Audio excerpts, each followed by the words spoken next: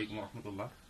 তো যাই হোক, কাঠালী শিকদার বাড়ি কেন্দ্রীয় জামা মসজিদের ওযুখানার কার্যক্রম আলহামদুলিল্লাহ আমাদের চলতেছে। হ্যাঁ, ওযুখানার কাজ আমরা করতেছি।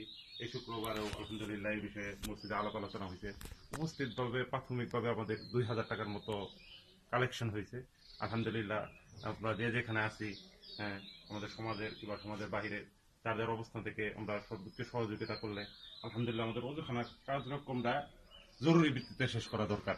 কারণ আমাদের পুরনো ওযুখানাটা ছিল, সেটা পাইপ সমস্যা হয়ে যাওয়ার কারণে, রাস্তার ভিতরে পাইপটা ছিটকে যাওয়ার কারণে পানিটা ওই আসা যাওয়া করতে পারছিল না।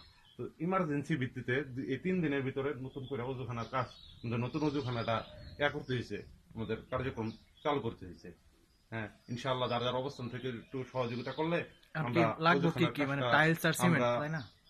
ওযুখানার কাজটা আমরা শুরু করে দিতে পারি। ইমার্জেন্সি ভিত্তিতে আমাদের 8-10